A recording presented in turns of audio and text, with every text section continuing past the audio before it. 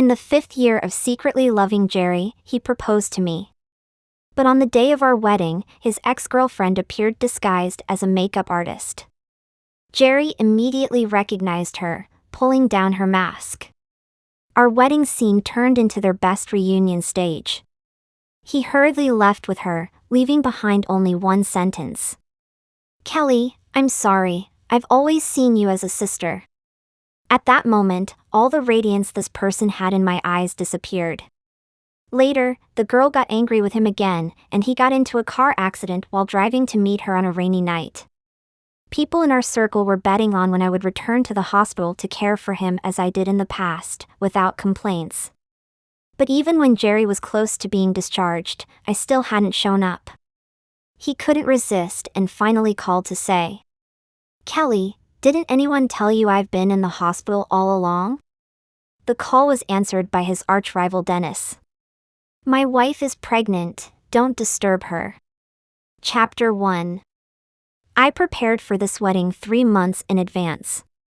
Realizing something was wrong didn't happen at the wedding, but it was only now that I hit a wall and felt the pain. When was it? It was during the bridal gown fitting when I nervously came out, and he stared at his phone, praising.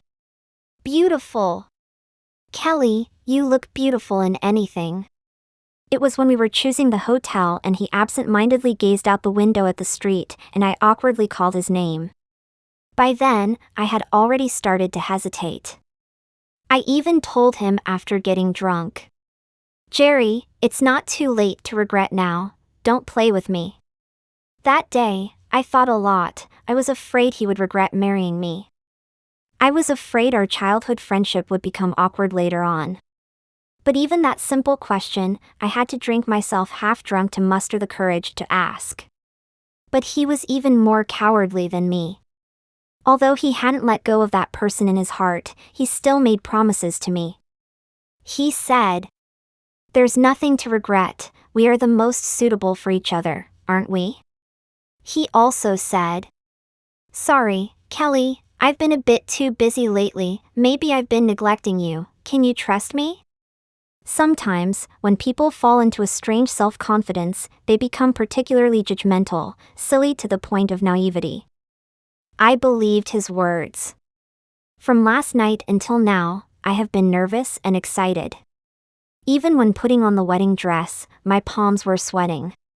There were already some signs before this incident occurred. When we first entered, I heard some relatives and friends discussing that the makeup artist today lacked professional ethics. Dressed like she was here to cause trouble. I was puzzled and a bit curious because the makeup team was introduced by Jerry's friends. I was still somewhat happy at the time, thinking maybe I had overthought things before. Because he had also started to care. When I entered the dressing room, I finally saw the girl everyone had been talking about. To be honest, I'm starting to get angry. Because the circles under her eyes were a bit red. No girl wants to see this kind of scene, the most important occasion in life, with a stranger causing trouble here.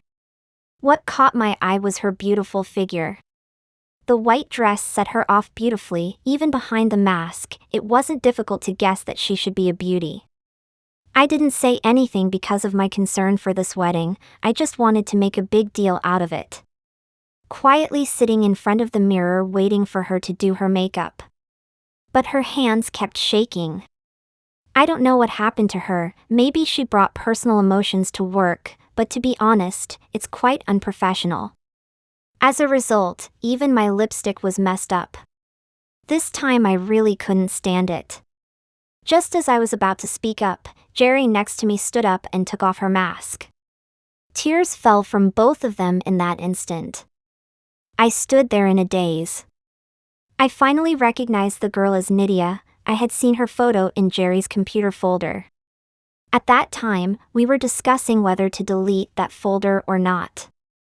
After all, no current girlfriend would completely disregard her boyfriend's ex-girlfriend. In the end, I was convinced by it that's also a kind of youth. But today, at our wedding scene, his youth came back. She dressed up as a makeup artist, and they had a grand reunion. Chapter 2. There was no bride more embarrassed than me. All the guests were outside. Nydia, with red eyes, suddenly bowed to me and apologized, saying, "I'm sorry, little sister, I didn't want to hurt you either. I just wanted to wear a mask and confirm his happy appearance from a distance." After saying that, she stumbled and ran away.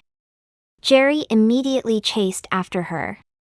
After chasing a few steps, he stopped, turned back, looked at me apologetically, and said, "Kelly, I'm sorry.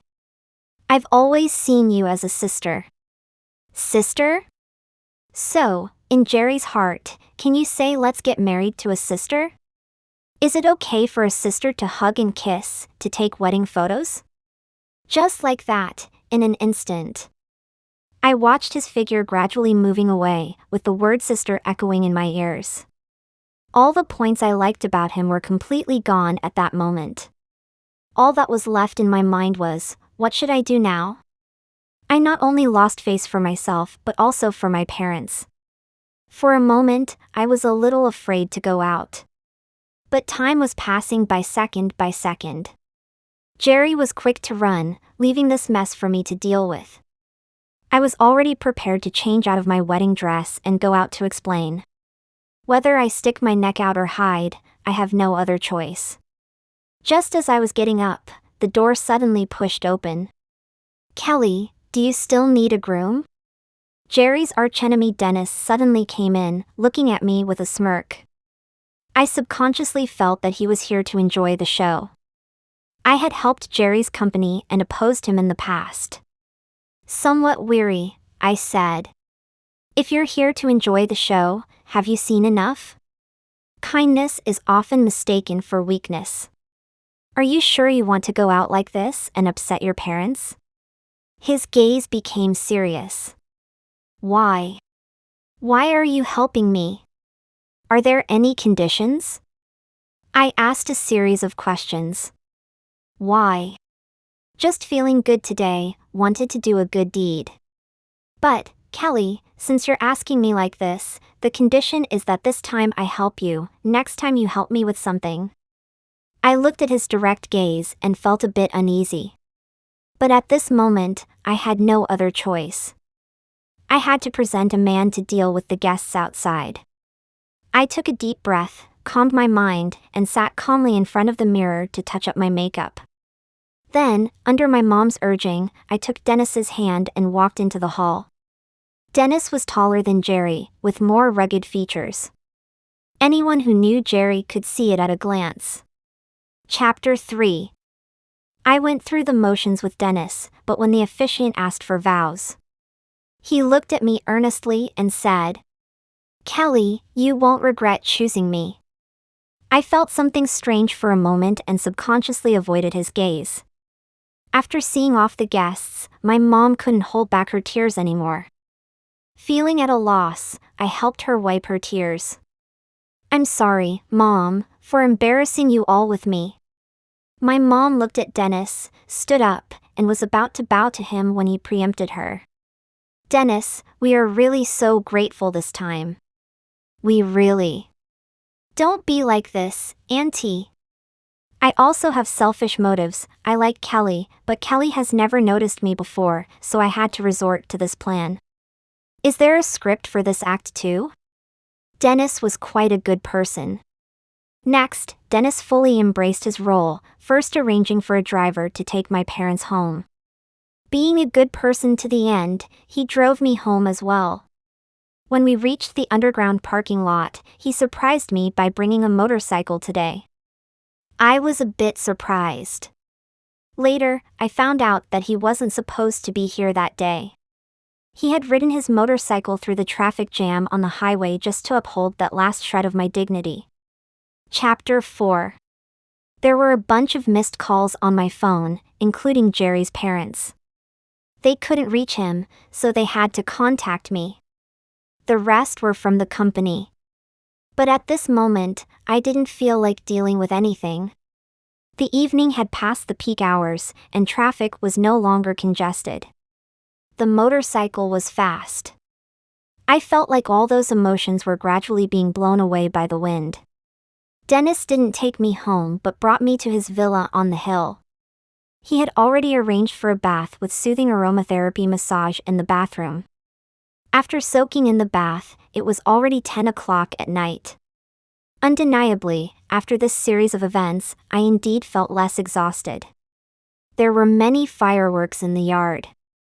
I leaned against the railing on the balcony to admire them. Suddenly, the sky was filled with fireworks. Among the fireworks, a few words faintly appeared. "Kelly, will you consider me?" I stared at the sky in a daze. Dennis's voice suddenly sounded from behind me. "I'm sorry, I should give you some time. But I've prepared these fireworks for a long time now. Just yesterday, I even considered knocking you out and bringing you here." Under the dim lights of the night and the gorgeous fireworks, I clearly saw Dennis's ears turning slightly red. The amount of information today was a bit overwhelming. Dennis used to be in the same courtyard as us. But he always kept to himself, giving off an air of aloofness. When I was younger, I was quite sociable. Even though he didn't pay much attention to me, I still sought him out to play. I would bring him all sorts of snacks, but initially, he was very indifferent. Until one day when he had a fever, and I found out about it, with no adults at home. I took care of him for a whole afternoon.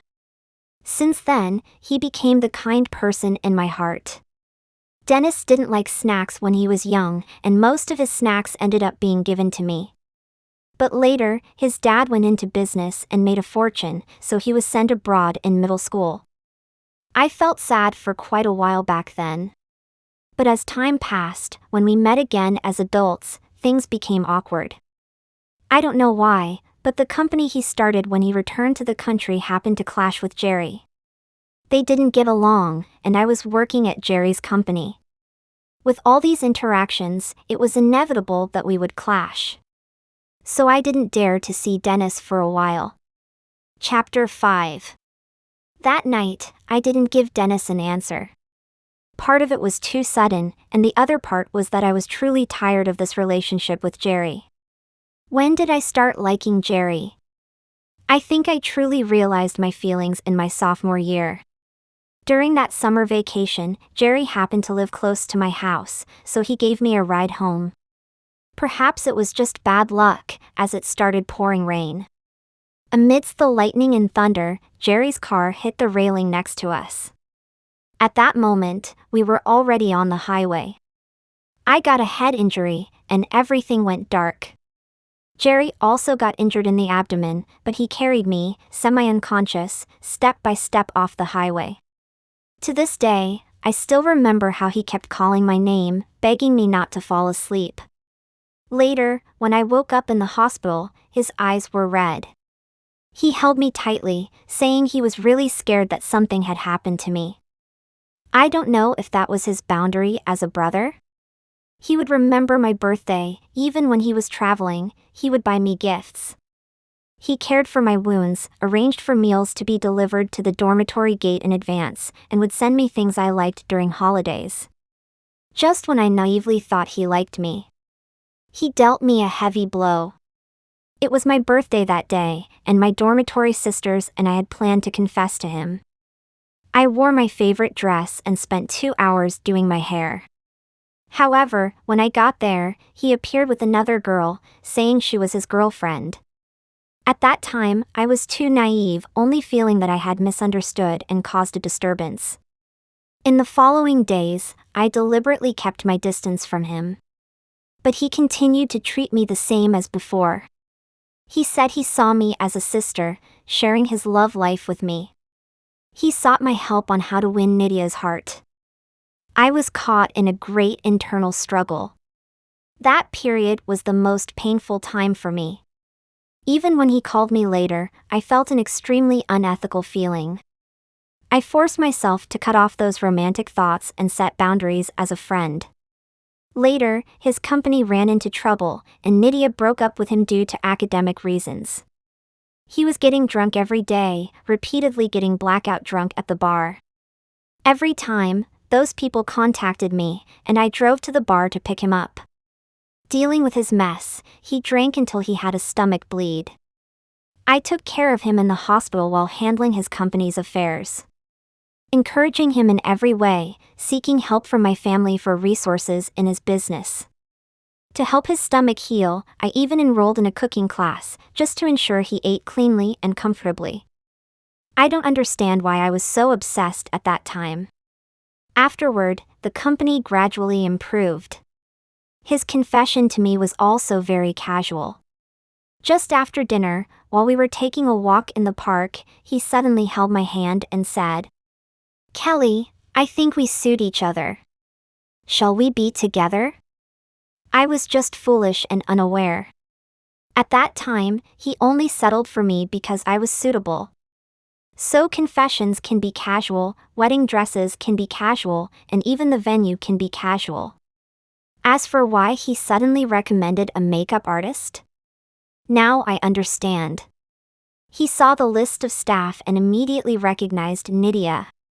From the very beginning, he was planning to sacrifice my wedding for his love. Looking at the wedding photos in the bridal room, I felt extremely ironic. I remember during the photo shoot, the photographer asked him to smile more. What did Jerry say? He said he wasn't much of a smiler, so just take normal photos. But I remember those photos in that folder. He was smiling quite happily, wasn't he? Chapter 6. I looked at our wedding photos in the bridal room. For the first time, it felt so glaring. I looked so happy in contrast to his plain expression. Sometimes people are just silly, deceiving themselves. I had clearly seen this photo many times before. But only now did I face it honestly. I took it down and threw it in the trash. And all the related things in the house. Those who indulge in self-pity are truly ridiculous. At that time, I bought many things symbolizing our time together. Couples' watches, matching rings, clothes, shoes. Jerry mostly went along with me for a day and then put them away. I rummaged through the bedside table to find them all. I cleared out everything in this house related to the past. Just like clearing out that past. I thought about selling the house, but now I can't reach Jerry. The house is under both our names. I own a portion of the company. I don't want to deal with it either. It was never something I enjoyed doing. I packed up and sold my part. It doesn't matter who the buyer is. When we met, I realized too late that he was one of the co-founders who had a falling out with Jerry. He jokingly asked me, "Are women's revenge hearts really that heavy? Once the shares are in my hands, Jerry won't have it easy." Whatever, think what you want. Let's just finish the handover quickly. Do I hate him? I don't know, I just feel very tired. I don't want to be involved in anything related to this person. I sold to him simply because his offer was the highest. As for how he deals with Jerry, that's his business. I'm exhausted, I don't want to pay any more attention to Jerry. I took the money and left the city at light speed to travel. It feels like I haven't rested in a long time. All I've been considering is what Jerry wants. I don't know when it started, but this relationship made me completely lose myself.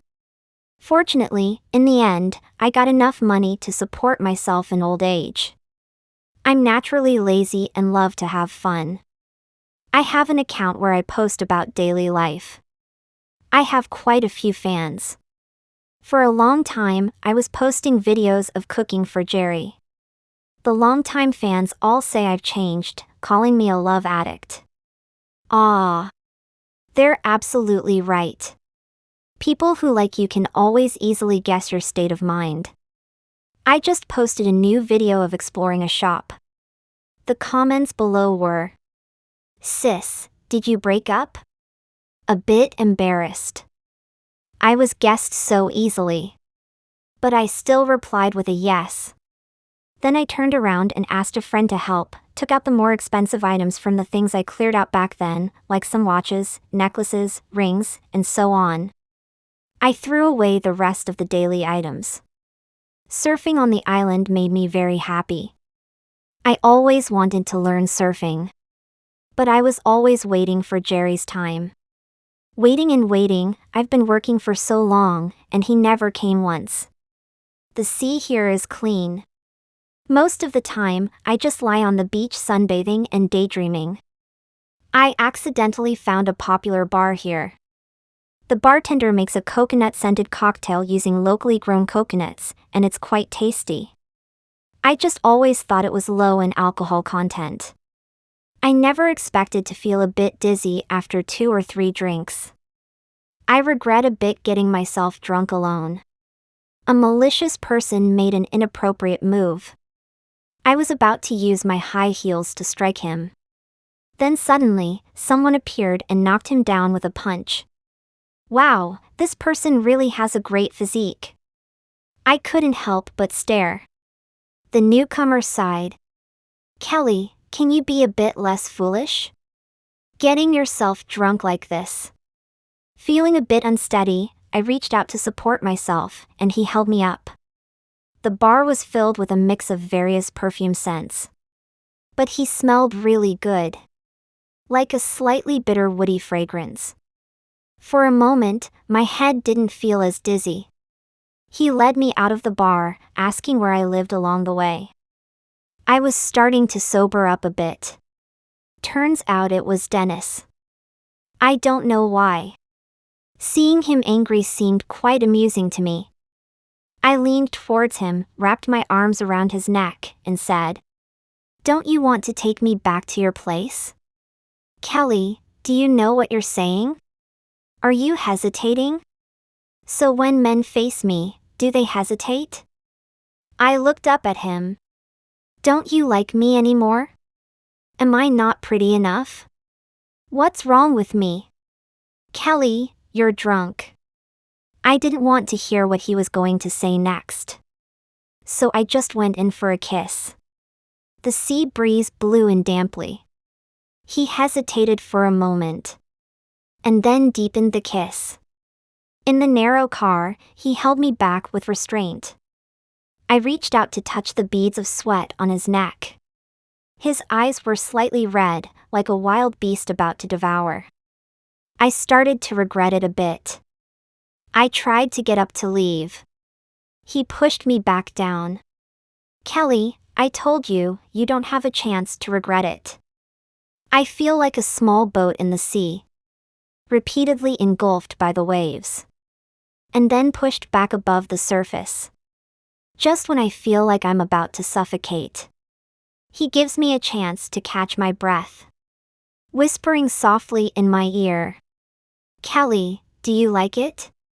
His hoarse voice tickled my heart through my ears. I didn't answer, instead, I kissed him back. You don't need words to express whether you like something or not. The car window fogged up. I lay in his arms. Too tired to even lift my hand. But it was the most peaceful sleep I've had in so many days. When I woke up, Dennis had already changed me into a bathrobe, and I didn't even know when he brought me back to the hotel. After last night, I didn't even have the strength to open my eyelids. Surprisingly, the hotel I was staying at wasn't far away. He kissed my forehead and said, I've quickly cleaned you up this morning. There's hot water in the bathroom, take a bath, it'll make you feel better. I looked around. Drinking causes trouble. I wasn't actually completely drunk. Just a little tipsy. But I hadn't figured out how to deal with the situation between me and Dennis. Seeing me lost in thought, Dennis picked me up and carried me to the bathroom. I felt awkward clutching the bathrobe belt, not daring to look at him. Want some more to drink? But it's not good to drink on an empty stomach in the morning. Let's drink later tonight. I looked into his eager eyes. I jumped out of the situation. No way. My back is still killing me now. I pushed him out of the bathroom, took off the bathrobe, and started to take a bath. The water temperature was just right, but seeing all the marks on my body, my mood soured. Was Dennis crazy last night? Where did that initial gentleman go? Chapter 7. After the bath, I originally wanted to slip away quickly while Dennis wasn't paying attention. But as soon as I opened the door, he was coming out of the kitchen with a steaming bowl of seafood congee. Dennis was staying in the presidential suite, which had a quite large kitchen. There were freshly cooked side dishes in the pot. I admit, after finishing physical work and sleeping until now, I was indeed hungry. As a self-proclaimed foodie, I can be quite picky. But after finishing the meal he made, I felt like he might steal my food bowl. I thought, after eating, I'll sneak away when he's not paying attention. However, he invited me to ride a jet ski on the sea. I was a bit excited, ready to have some fun. All right then. I'll leave after I'm done playing. He took me for a spin on the water. The splashes hit my face, and the morning sun dispersed colorful light through the water droplets. When the jet ski stopped, a sudden kiss landed on my face. I was stunned on the spot. The situation was getting increasingly out of control. Before I could react, that kiss slowly moved from my cheek to my lips. Our breaths intertwined.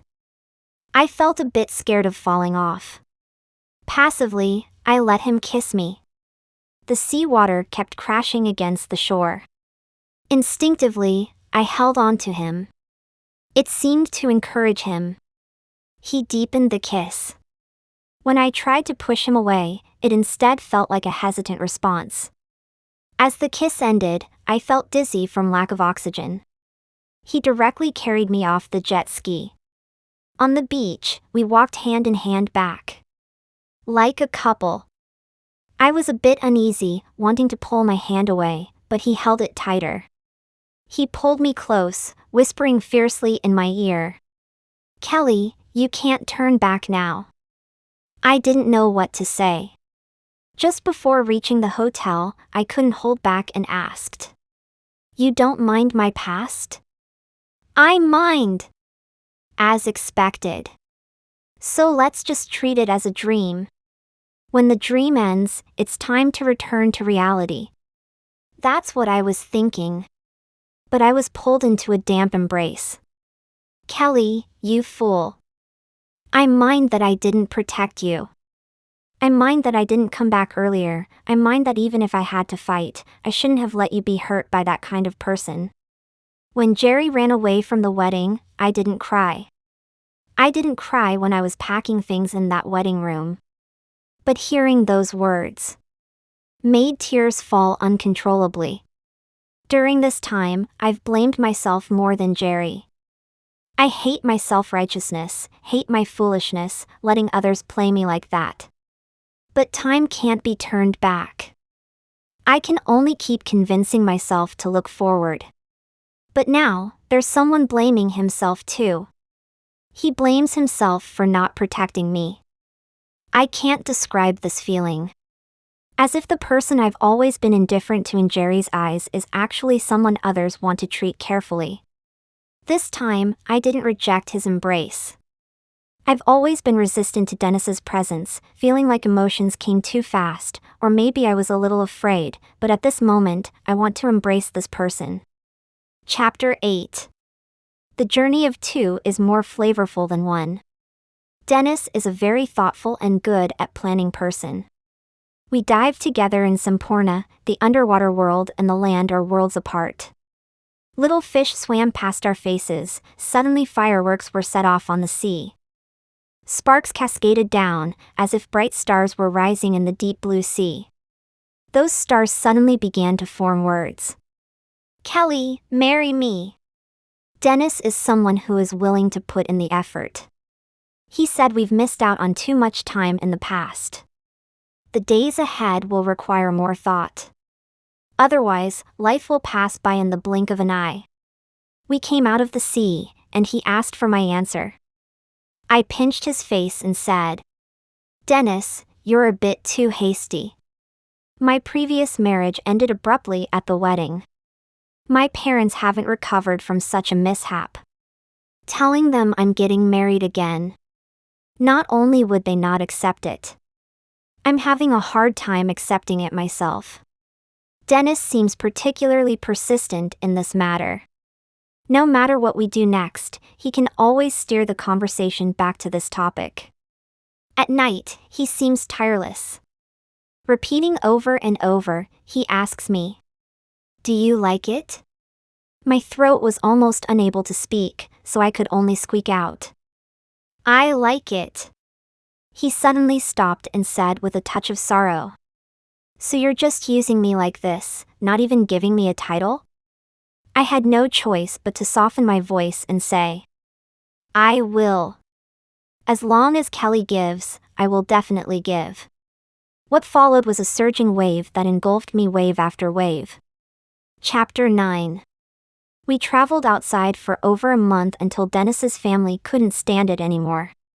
He finally took me back. At first, I was a bit unsure how to face everyone. But he settled it with one sentence. When his friends asked who I was, he directly said, "This is the person I'm about to marry." Even his family had already been informed by him. His mother seemed unsurprised by our relationship. Just cautiously probing, she asked, "Kelly, when do you plan to register and have the wedding banquet? Auntie isn't pressuring you, right? Auntie knows someone who is especially good at picking auspicious dates. If needed, I can have that master calculate it for you later." As she spoke, she put a bracelet on my hand and said, "Oh, Kelly, it looks so good on you." Just as I stepped out of the living room, Dennis's sister happily pulled me aside. "Kelly, you finally agreed to marry my brother, right?" "Huh? Otherwise, why would you be willing to wear our family heirloom?" Chapter 10. Leaving Dennis's house, I felt sweat breaking out. Dennis, on the other hand, kept smiling with pursed lips all the way. However, this smile didn't last long. When he accompanied me home, there was a package at the doorstep. I just opened it, and a diamond necklace the size of a pigeon egg was revealed.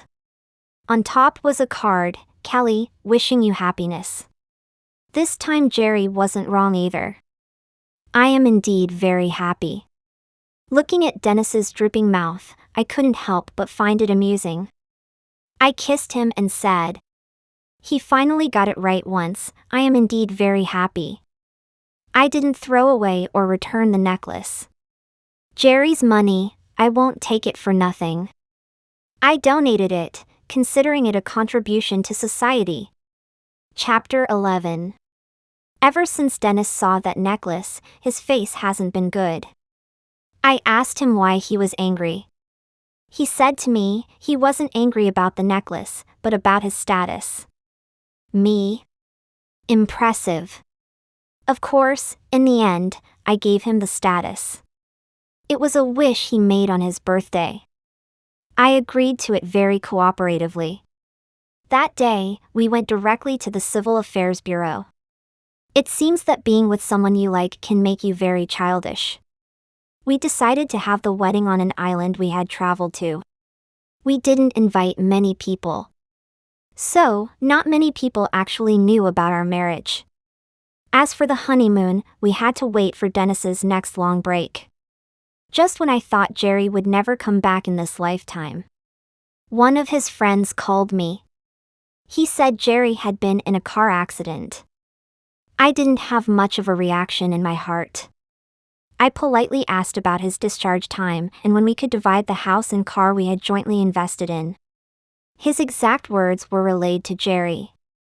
His response was just, "It's all yours." I wasn't conflicted, I accepted it readily. There are quite a few people in this world who lack money. I didn't even want to give it to him when I donated it. I swiftly completed the procedures and donated it to an orphanage. I thought that was the end of it. Then, my best friend gossiped to me. "Do you know how Jerry got into the car accident?" It seems like he has a bit of a problem in his head, playing catch me if you can with Nydia in the middle of the night in a storm, leading to the accident. I smiled and didn't say anything. After all, they were irrelevant to me. It seems their relationship wasn't very deep. Due to the incident where I sold my shares, Jerry was kicked out of the company. One afternoon, while fishing by the lake, I suddenly received a call from an unknown number. It was Nydia. She cried and asked me why I kicked a man when he was down. I kindly replied to her that I sold my shares before Jerry's accident. She then asked, "Why didn't you tell him? Selling them to his archenemy, isn't that revenge on him?" Everyone is already in their late 20s, but she still seems as naive and innocent as ever. Jerry once told me he just wanted to protect her innocence. Well, let him continue to protect her, as long as he doesn't disturb innocent people. Nydia, I need to tell you, I can sell my shares to whoever I want. And you, being so righteous, why did you have to steal the groom at someone else's wedding? I couldn't be bothered to listen to her, so I just blocked her. Later on, I accompanied my best friend Mary to attend an industry party. Unexpectedly, Jerry's good friend Kent was also there. I thought of turning around to avoid trouble. But he came straight up to me and stopped me. In a disdainful tone, he said, "Kelly, enough is enough. Do you know how long Jerry has been in the hospital? What's it to me? I need to tell you, I'm already married." No way. Kelly, you can make up such nonsense. Are you kidding me? Are you the one who swallowed the confidence of everyone here? Or do you think the whole world only consists of you and Jerry? He was taken aback by my words, unable to come up with a good retort. In the end, he just threw at me. Kelly, don't regret it. The more I thought about it, the angrier I got. The photo of my marriage certificate with Dennis was always at the top of his moments. But to be honest, I was a bit timid, always afraid of what others might say. Because of what happened with Jerry. People in our circle always saw me as a joke. But meeting Jerry's friends again made me realize the more I worry, the more they take advantage. I directly posted on my moments about our marriage. We've been happy for a long time. That night, Dennis, who was on a business trip elsewhere, flew back immediately. He looked so jubilant, not even bothering to conceal it. In the evening, we went to have a private chef's dinner. But for some reason, I felt uncomfortable in my stomach. I just had no appetite. Jerry was very worried and wanted to take me to the hospital. I stopped him. It felt like I was disgusted at the party. Dennis thought maybe the food didn't suit my taste. When we got back home, he cooked me a bowl of his specialty noodles. I just took a bite. A strong feeling of nausea overwhelmed me again. Lying on the sink, tears were about to fall. This time, I didn't argue with him. We went straight to the hospital. A piece of shocking news. I was pregnant. Dennis had a strong reaction. At times, he was excited about the arrival of the baby. Other times, he was anxious because of my morning sickness. I leaned on the pillow and looked at him. His eyes were like a deep pool, reflecting only my shadow. Happiness was right within reach. Back at home, I turned into a panda-like figure. Dennis inquired about my meals 3 times a day. He even canceled many of his business engagements just to be with me. I teased him for acting silly. He said he wasn't silly. Earning money was just a means to a better life. And being together as a family was the best life. As my pregnancy progressed, I slept more and more. One evening, I was dozing off. Dennis was massaging my swollen legs. Suddenly, the phone rang, a familiar yet unfamiliar number. An angry voice on the other end demanded, "Kelly, Didn't anyone tell you that I've been in the hospital? Before I could respond, Dennis snatched the phone. My wife is pregnant, don't disturb her. Dennis impatiently hung up the call. The caller persisted and called again. I saw Dennis looking extremely displeased, so I quickly blocked that number. Chapter 12. The situation with Jerry was far from over. While shopping with Mary at the supermarket, I received a strange text message. Do you think you can steal him away like this? Do you know how much he loves me? The time you two had an accident together was just because he was annoyed with me for breaking up with him. Kelly, do you want to try having a second groom run away? Mary read the message with me and got furious. She grabbed the phone and called back. You idiot, when will you stop? You cherish that idiotic man just like yourself, then keep him to yourself. Don't come out here embarrassing yourself. My sister has found happiness, got married, and is pregnant. How many times do we have to say it for you to believe? Is it your overconfidence evolving into self-deception every day? If you harass her again, I'll expose you online and let normal people explain to you how disgusting and embarrassing you are.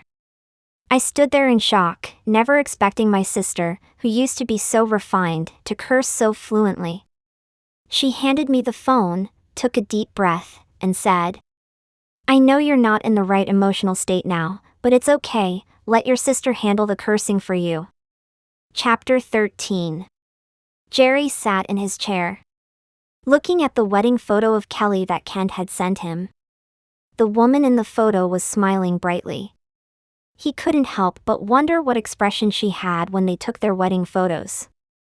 The house that Kelly sold, the buyer behind it was actually him. He didn't know why, but when he found out she was selling the marital home, he secretly arranged to buy it. Yet, he never dared to step inside. Nydia had been picking fights with him during this time.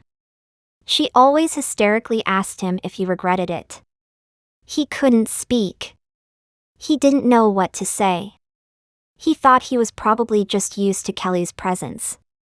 He thought the bond between them should still exist, she loved him so much, it's just that he went too far, and she was still angry.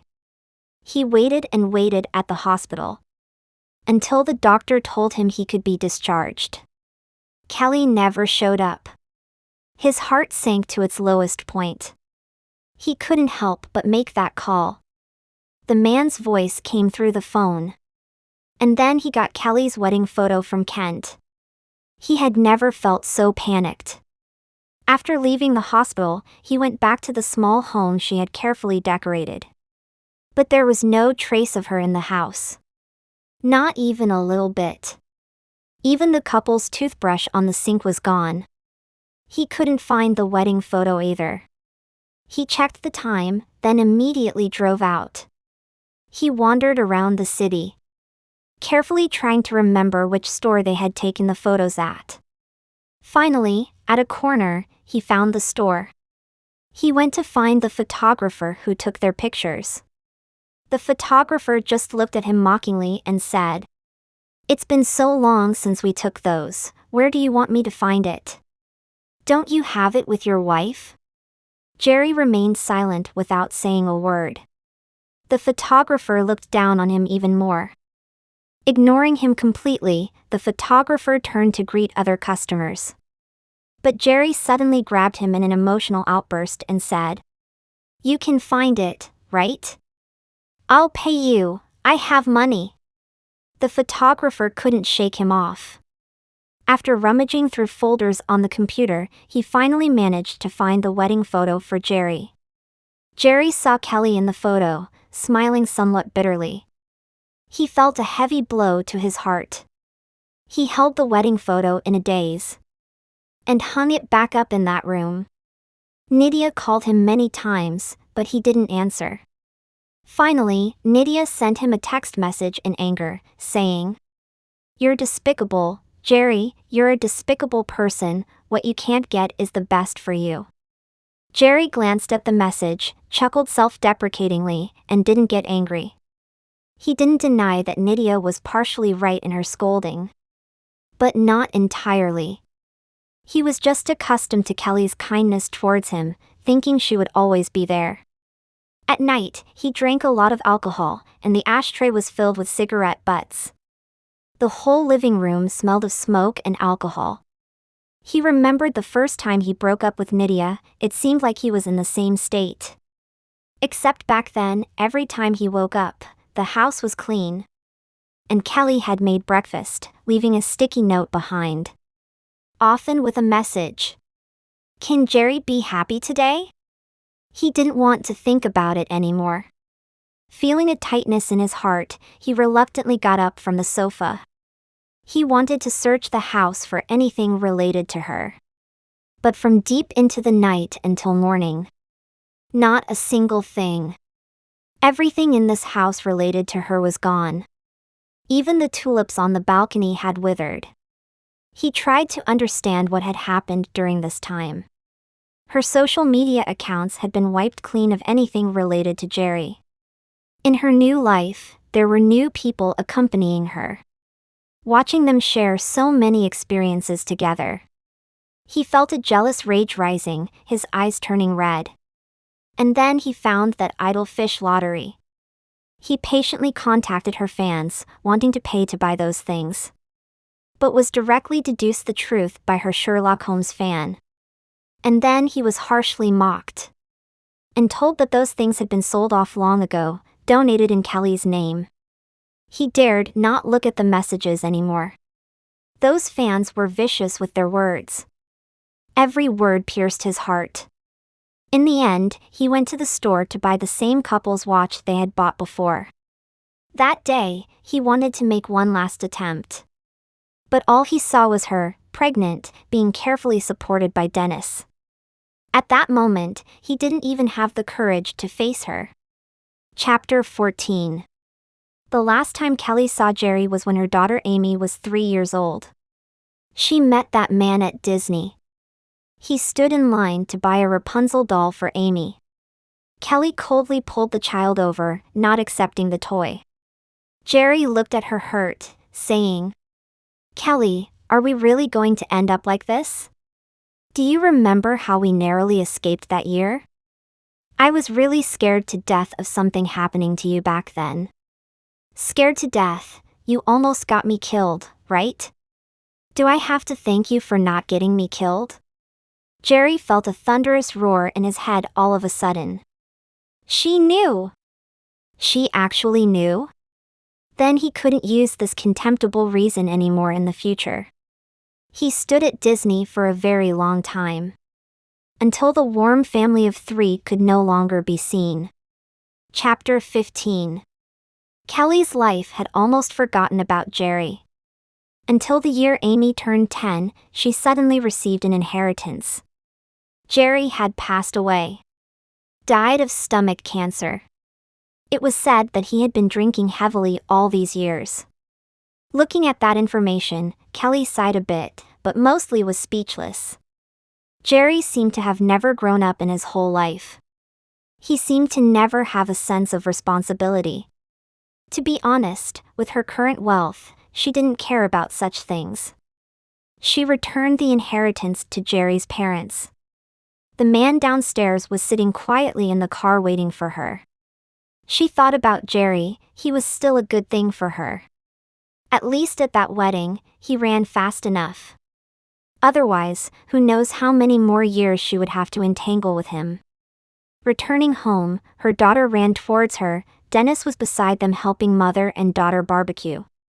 Happiness never slipped away from that moment.